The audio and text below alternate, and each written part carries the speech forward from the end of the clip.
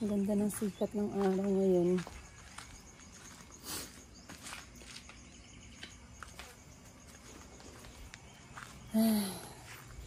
Hindi pa tapos yung aming gate. So, ganyan ang itsura ng gate, guys. Bali dito, parang sliding gate siya. Tsaka man gate. Ayan, galing dito sa labas. Ayan yung itsura niya. Ayan.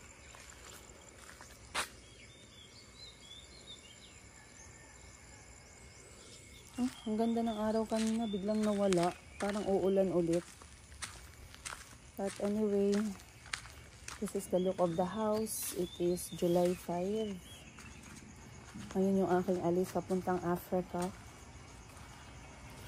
At nag-check lang ako sa mga bata. Ay, hala. Nasira. Diba? Microphone. So, nagising ako na maaga ngayon kasi inuubo si Mayumi. Ako nag-ikot-ikot dito sa labas ng bahay. Ayan nga guys, oh. So, dito sila nagagawa ng kanilang semento. Yan. Diyan sila gumagawa ng kanilang semento, hinahalo.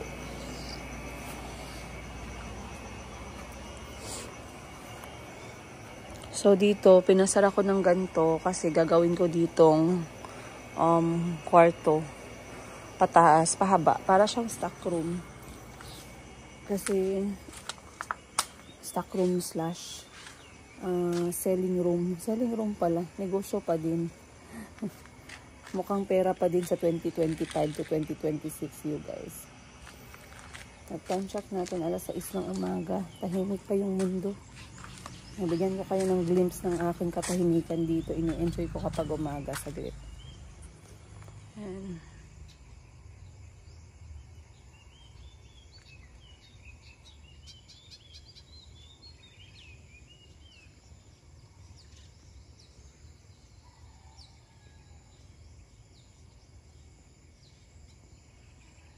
O, diba guys? So, habang tulog yung aking mga anak, ako muna yung mag-iikot-ikot dito, mag-walking. Kasi, nag-enjoy ako sa pag-walking dito sa area namin. Kasi bukod sa malapad yung daanan, hindi siya maingay katulad ng ibang mga subdivision dito sa Jensan. Dito, maririnig mo yung huni ng ibon, yung huni ng mga kulisap. Ano ba yung kulisap sa English? Huni ng manok. Tsaka parang probinsya talaga yung pakiramdam ko dito regardless ng apaka-modern ng aming subdivision.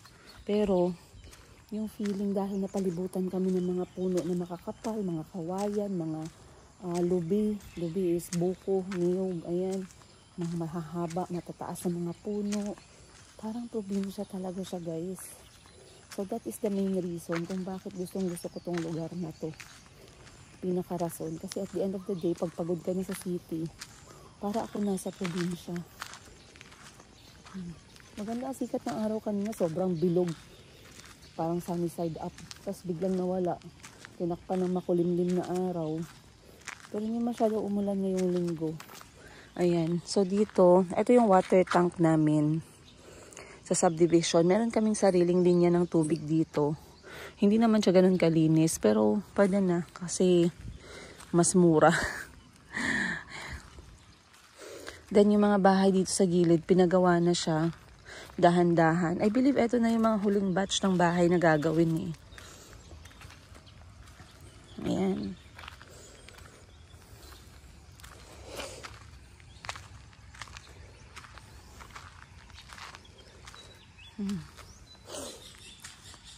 So, tumabi na naman sa akin si Calvi saka si Chico kagabi.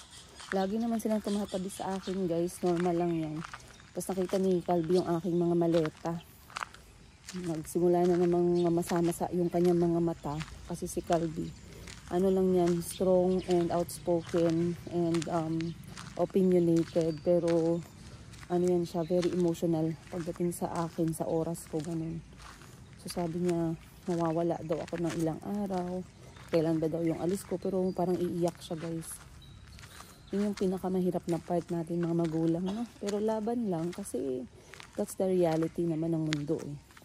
Not unless pag nakanganga na lang tayo, nag-aantay na lang tayo ng perang malalaglag sa bunganga natin, pwede na tayo hindi gumalaw. Pwede na tayong huwag mag-isip ng paghahanap buhay, pero kailangan. So ngayon, sabi ko sa kanya ay huwag siya mag-alala at tatapusin ko yung aking kailangan gawin sa Africa at babalik din ako agad. So,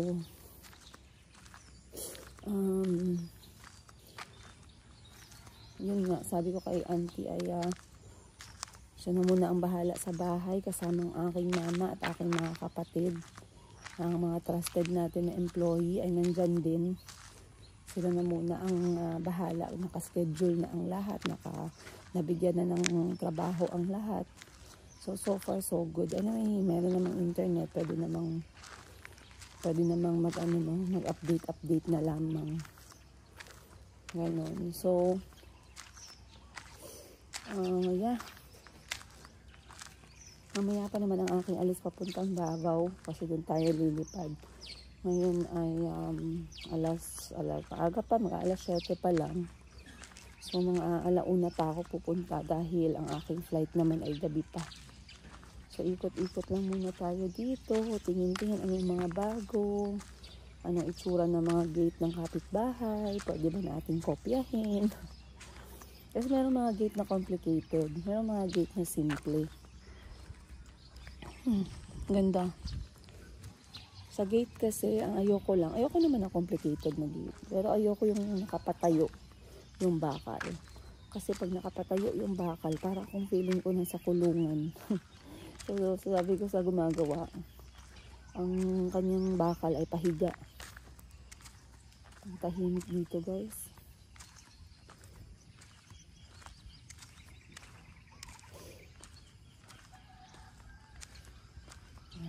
Ay dapat pala hindi ko pinutol kanina. Yan.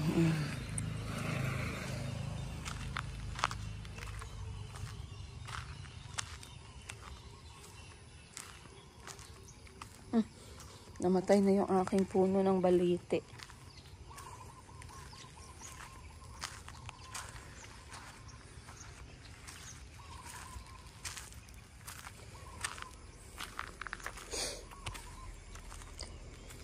Ayun na yung sasakyan ng aking ate. Naayos na siya. Pero yun lang. Talagang masakit sa bulsa yung damage. Pero naghati naman kami ng ate ko kasi dalawang susi nga yung ginawa para automatic. Meron na siyang duplicate. Ang gusto kong kumain at ako'y nagugutom. Dito kasi sa amin, at dalawang basurahan ko pala guys. Dito kasi sa amin, wala talaga yung naka-assign na nagkokolekta. So, talaga nagbabayad ako ng mga truck para mag-pick up ng basura namin once a week. So, 4 na beses silang bumabalik dito sa isang buwan. Okay na din yan kasi mamblema pa ako saan ko ilalagay yung mga basura namin, diba? Ang dami-dami pang gagawin dito, guys.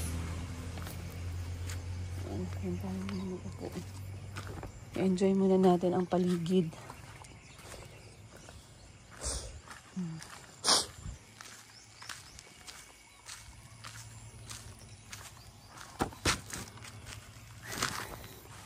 So kagabi, tumawag ako kay Maring Sara kasi nangumusta siya. Sabi ko sa kanya, ako'y tutuloy naman at masaya naman siya at excited by the way. Nag-aalala lang kami kasi nga yung mga bata biglang nagkakalagnat. Alam niyo naman, feeling ko yung parang alam talaga nila of all the time. Never to nangyari guys, never talaga ganito. Never, ngayon lang. Parang nakakaramdam yung mga anak ko, nalalayo ako sa kanila. Grabe yung connection ng nanay, no? Connection ng nanay sa mga anak. Umaabot sa ganyang point. Parang may lukso ng dugo talaga yung tawag doon. But I was not able to see all of my siblings bago ang aking pag-alis. Pero nakita kami ni Madam Ten Gives, kumain kami together. At kumain kami together ni Madam Ten Gives.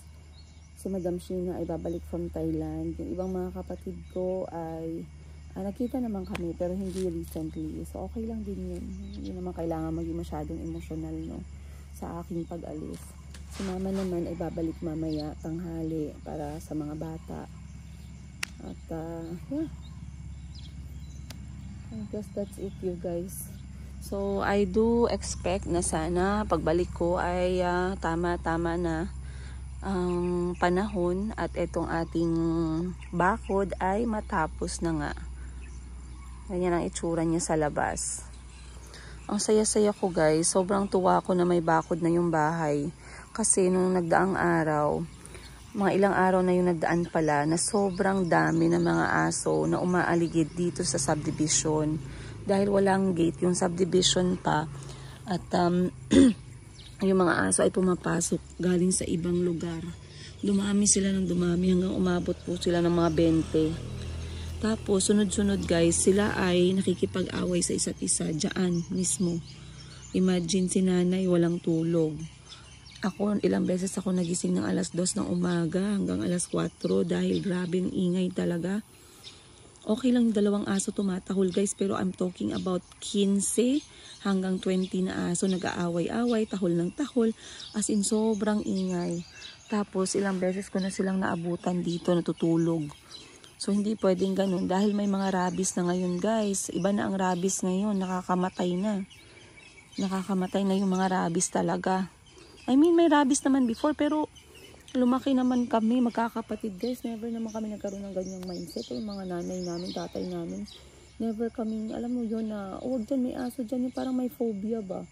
Pero yung panahon ngayon, no, parang may phobia tayo sa mga animals.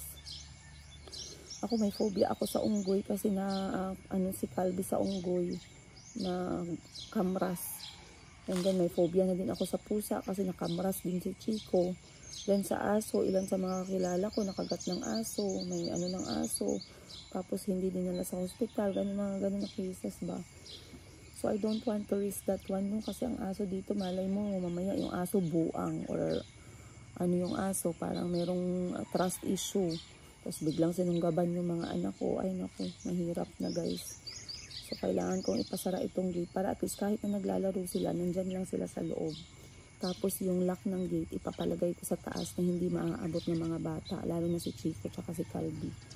Kasi minsan, alam niyo naman, dumarating naman talaga sa buhay ng mga bata na matigas ang ulo, nalayas-layas ng konti, ganun.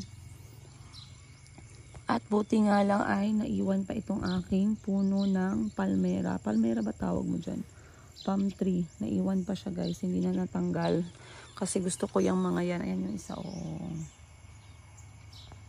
So masaya ako at meron po akong puno na natira. Kahit konti dito sa aking bahay. Mabuti naman kung ganun. So I believe ready na lahat ng aking dadalhin, guys. Ang aking tawag nito, ang aking hand carry ay nakaset na siya. Bumili si mama ng balot kagabi, hindi ko lang alam kung anong gagawin ko dun sa balot ngayong araw. Titingnan natin. Okay na rin yung isang maleta na lang. But plainly pasalubong lang talaga. Yung damit na dala ko, guys, personal ko na gamit siguro sa luggage ko. Mga lang siya, 20%. 80% ay puros po ibibigay sa pamilya ni Auntie o sa pamilya ni Maring Sara.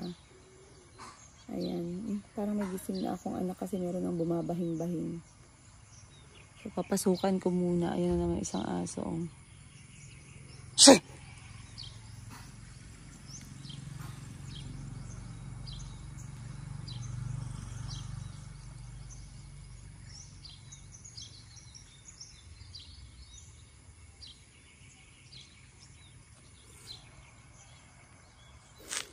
Ayun yun, guys. Ang guys, huni ng mga ibon. Gising na si Calvi. Bibihisan ko muna. At I guess I'll see you guys mamaya. Chika na lang ulit tayo kapag hindi na busy ang mundo.